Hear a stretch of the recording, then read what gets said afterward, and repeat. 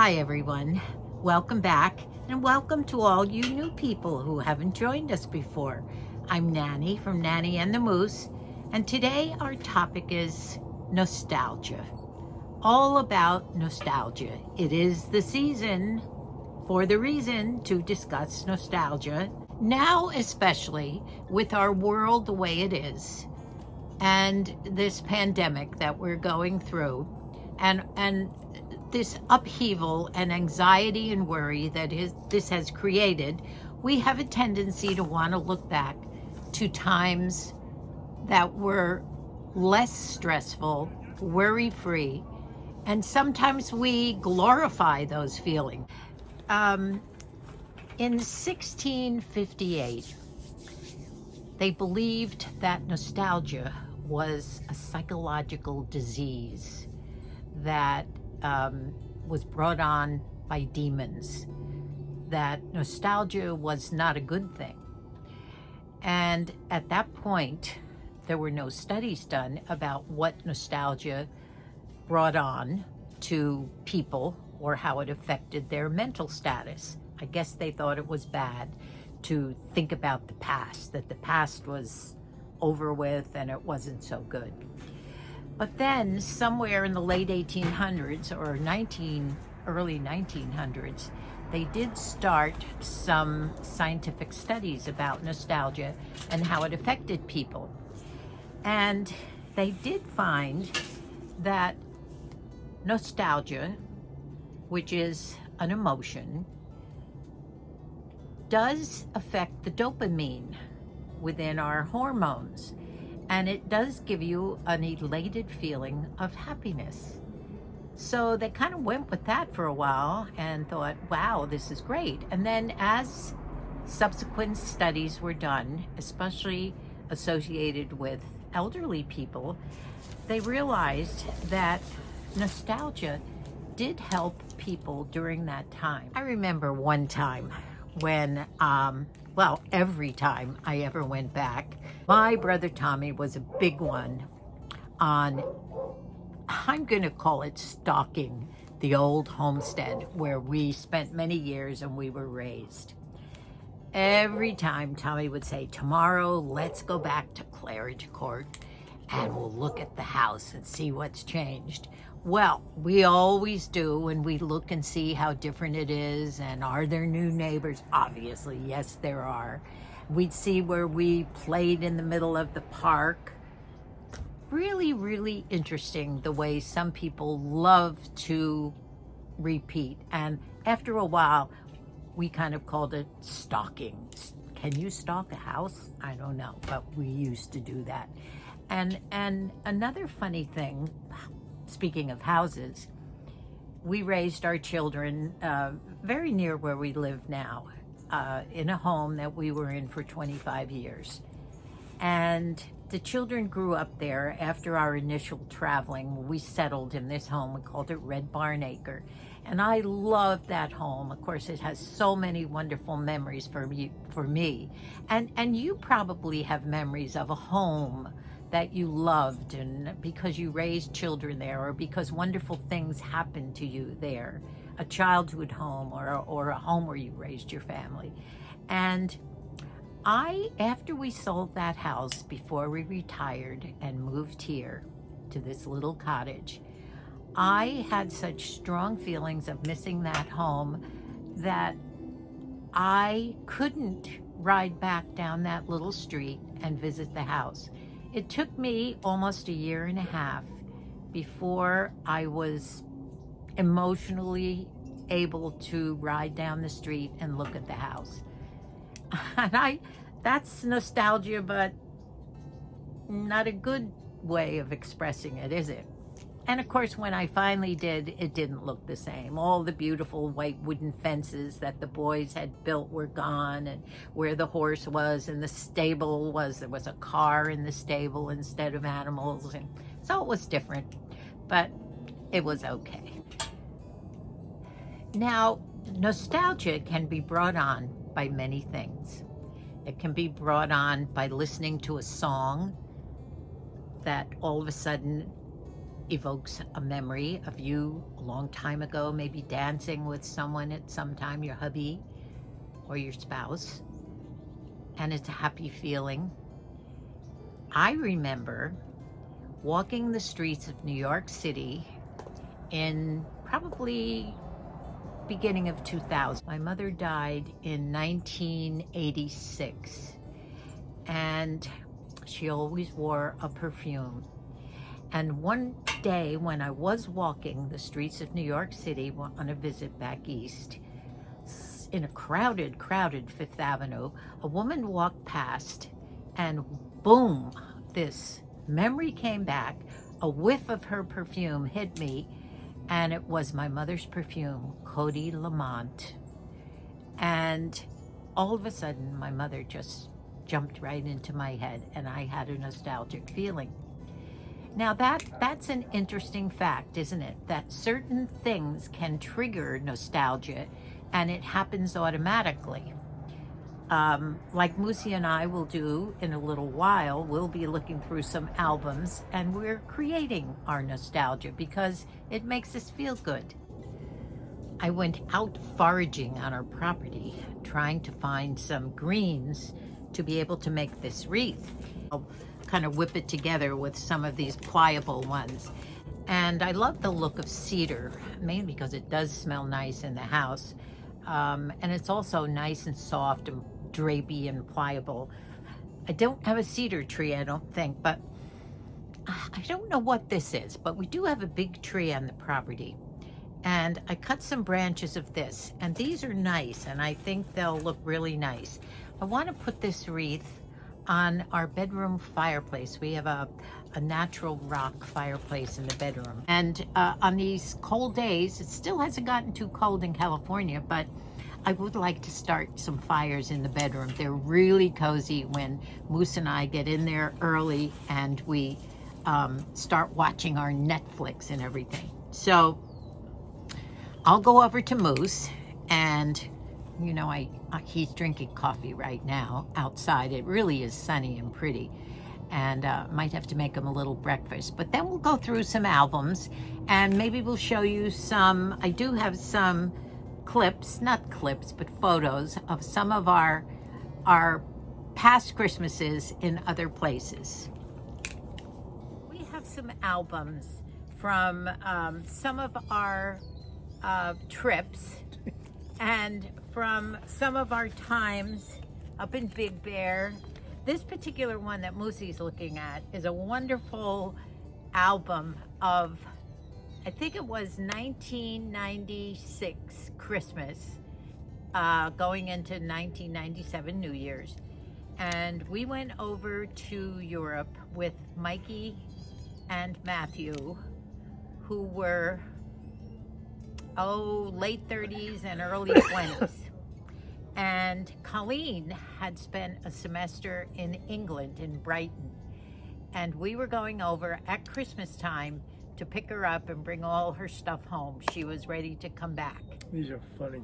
Aren't they great? Yeah. Now, traveling with 3 young kids. Colleen at that point was probably, she was a year younger than Mikey. She was probably 19, maybe 20. Wow. And these pictures, we never laughed so hard in all our life. And this is nostalgia. It was a Christmas that involved all the English traditions. We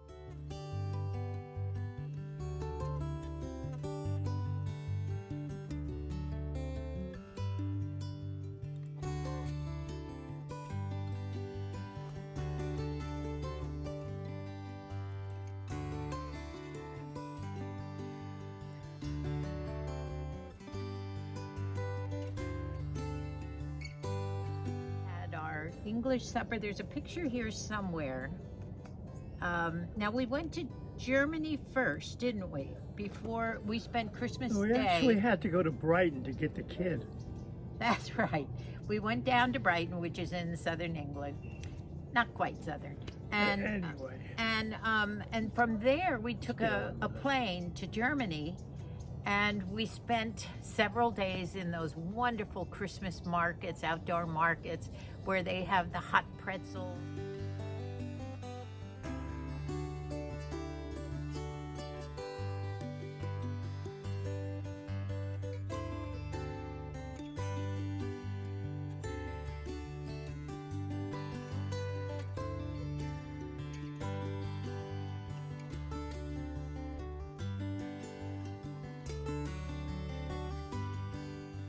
And the glühwein, and we went to the Hofbrauhaus. This is Munich, Marienplatz, and a plethora of glühwein, sweets, brats, and beer. Oh yeah. I guess that was a Christkindl. I'll show a couple of close-ups of these in between our Good. chatting. That's a good idea. Yeah. But there's a cute picture of Colleen with the big giant hot pretzel and a jug of glühwein. It was cold. Those markets at Christmas time. And one of my viewers, I asked her, a lady from Germany, if the markets were open right now. And she said, no, it's so sad. There's no Christmas markets anywhere. I think she was from Salzburg in Austria. And no Christmas markets. And they ran for a month before Christmas with the outdoor tents, and I think there's no better time to spend a Christmas time than in those Christmas markets. The sweets in the tents, the cookies and the buns was great, isn't it? Yep. And we have a tradition in our family that every time you see a Christmas tree, you have to do the Christmas dance.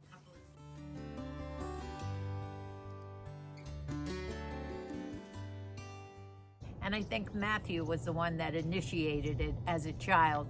And even one year when my mom and dad, do you remember that Christmas? My parents always came out for Christmas and to California, from New Jersey, by the way. And the very first year, Matthew did a dance in front of the Christmas tree. It was the jolly dance that the elbows were out and they'd hop back and forth. And my father joined Matthew that year. Do you remember Poppy? Yep. Doing the Christmas dance in front of the tree. So we've danced in front of trees everywhere that we've ever gone to in Europe, Ireland, every tree. Even Christmas Day, there's a picture of Mikey and Colleen in the hotel where we had our Christmas lunch in London, doing a Christmas dance in the lobby in front of the tree. Have you come to that yet? Look at these. Remember Christmas Eve, we had tea in the Ritz? That's not it. No, this was... That's Finnegan's Wake. Well, that was after the Ritz. Christmas Eve, we went to an Irish pub. Yep.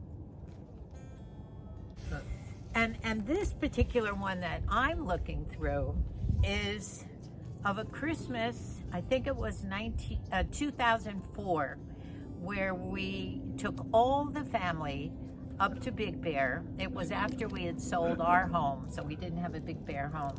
And we rented a big 8,000 square foot home up in the mountains up there. It belonged to a boxer. I can't remember his name. And it was on 5 acres, had a gazebo in the back. And we never had so much fun and so many laughs. There were probably 25 or 30 of us, grandkids and wonderful times, singing songs. Kids did the dance that year only. This year it was called a snow dance. Remember the snow dance? I'm still in I know, England. he's still in England. And that's when our granddaughter Ryan was a year old. It was her first birthday. She was born right after Christmas. And Colleen was pregnant with Brendan, just 6 weeks. And now Ryan is celebrating her 18th birthday. Went to Mass at Westminster Cathedral, celebrated by His Excellency, His Eminence, I guess, Cardinal George Mausoleum. Do you remember the Archbishop singing? of Minster. Oh, do I? Wasn't that singing glorious, the chorus? Now here we are having our Christmas lunch in the hotel. And what's the name of the hotel? It was hard to get a reservation. Oh, wow.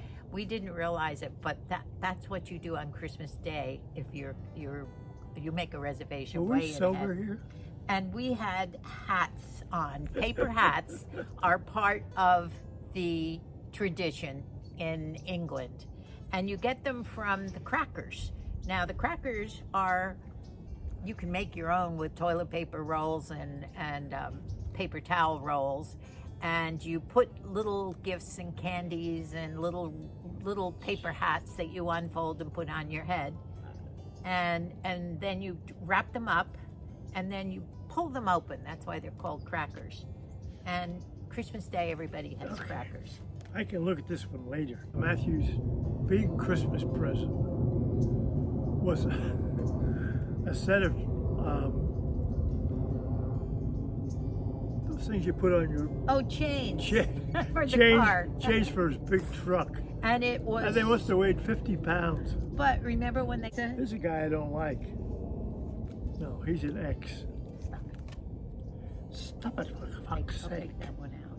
Stop it for fuck's sake. Oh, is that her? That's Ryan. Oh my God. Yeah.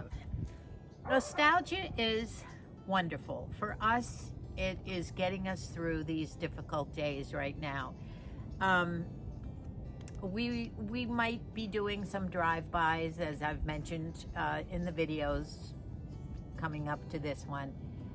And we might be spending a little bit of time with Mikey and Sabrina and his children. His are the little ones that the glory of Christmas is still there, the excitement of Santa Claus coming down early in the morning. You know, speaking of Santa Claus, I have to remind you that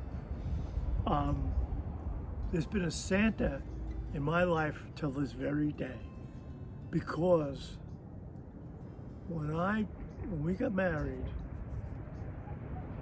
my little sister was like 6, and she was still Yep. a Santa person. Yep. And then we had a baby, so we had a new Santa person, and Santa has never related from coming to our house. Oh, I wanted to tell you about some of my memories of Christmas when I was a kid. It was during the World War II, and there was no metal. You couldn't buy a car or refrigerator, and all our toys were made out of paper or cardboard. I got a machine gun. You turn the crank and a clicker went click, click, click, a wooden clicker on this cardboard machine gun looking thing. My sister, Eileen, who was just a nut for sledding, got a sled with wooden runners. Not good, no fun. Anyway, Didn't we see one recently where you said, "Ooh, I remember a sled like that"? that was a flexible flyer. It had the metal. Yeah. Couldn't get those during the war. You had to go with them. Oh, poor Eileen was so sad at Christmas. And I saw a present in the bottom of my mother's closet, and I would creep in there, and I could see it. It was this big, and I knew it was wrapped. I knew it was a Hopalong I remember this story. Cassidy hat, which I wanted so much, a cowboy hat. Got it? Unwrapped it on Christmas Day. It was a lampshade for my bedside table. Oh my God, I can't wear this for a hat, no. I'm trying to think as a child, other than the one Christmas I had mumps and I felt so awful. Do you remember some Christmases where you just were sick or you had a cold or a flu? I had the mumps one Christmas, and somewhere in my mother's albums there's a picture of me in my robe coming down, and I think that was a year I got a bicycle. And I couldn't get excited at all about it because I felt so awful. But I do remember Christmases when our children were all young. Remember the one where we bought a horse for Dub, and we were opening our gifts in the living room, and we had the shades, the blinds drawn, and right outside the window there was her horse tied to the rail. Right. Oh, was that? She still says that was her best Christmas ever.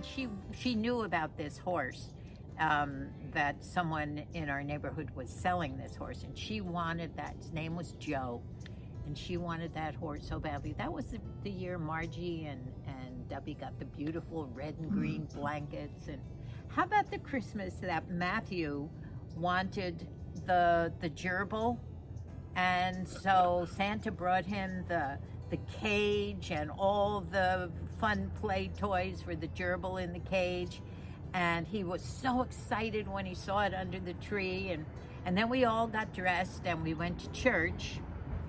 Do you remember what happened? When he got back, there was no gerbil in the cage. They escaped. And we couldn't figure out what happened. And all of a sudden we looked out this same picture window in the living room, and the cat was walking slowly by with, guess who? A gerbil. In his mouth. He was called Matterai. He named him already. That was it. What about the Christmas that we did not have a turkey for Christmas? Well, we had a turkey. Well, we did. We put it in the oven. We were so tired. We sort of dozed off and sitting on the sofas watching the kids. And, I think I better go baste it about 5 hours later and open the door. We had put the bird in but hadn't turned the oven on. Oh, I had made the stuffing, and we had been up we were up at 4 o'clock, I think we went to sleep. And the kids, of course, were up at 5:30.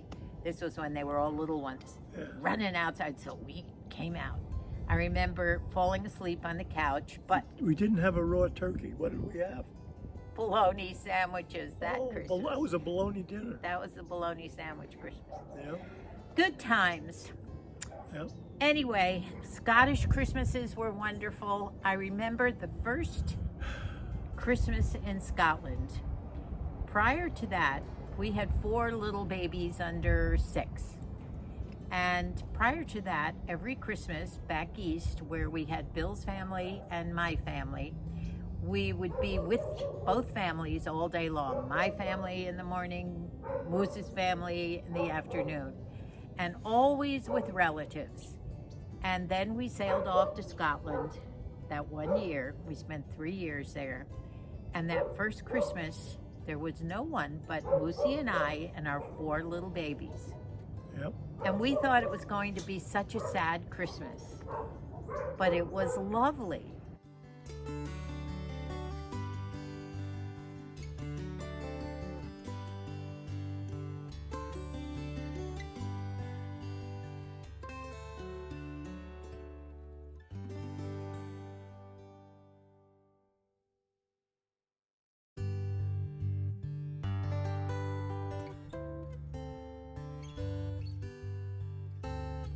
Children all sat around the tree, looking and playing with all their little toys.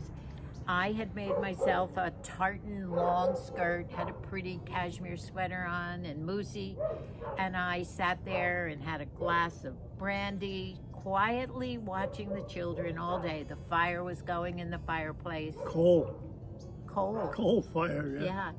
It was different, but it was lovely. It was our first Christmas there. So we spent Christmases in Ireland, Scotland, England, Germany, Austria. Where else? Don't know. Big Bear. Big Bear, yeah. So you're going to stay outside for a while? I think I'll have to take a little walk. Good. I've got my scarf on. So, why don't you spend some time going through some of your albums or thinking about nostalgia? It's a fun thing to do, and I hope you all have happy. Nostalgia can help a person in different times, and more often is linked with good memories. Now, nostalgia also can bring up some bad memories, but when that happens, they also say it's good because you can relate to some bad memories that in your present time you realized you've survived and you've done a good job of creating a better world for yourself now. During times of transition, nostalgia really kicks in also. For instance, now, or a time when your life is in transition, perhaps graduation from college and going off and leaving your family home, going off to a new job in another state. Sometimes the nostalgia would hit. I don't think I have any more things to say about nostalgia other than it's a good thing. And especially at Christmas time. Christmas is the time when you want to reconnect with people. You want to send Christmas cards to those that you haven't seen in a long time and you miss them. Nostalgia is part of an emotion that we all have, and however we treat it to make ourselves feel better or just to have happy memories, it's a good thing. So I'd love it if you all would comment and tell me about some nostalgia moment that you have, or how you handle nostalgia in a good way, or perhaps nostalgia is not good for you, especially as we super agers are handling nostalgia these days in these trying times. I think nostalgia brings, especially at Christmas, some very happy moments. So thank you all for watching. I hope that you have conjured up some wonderful nostalgic moments too.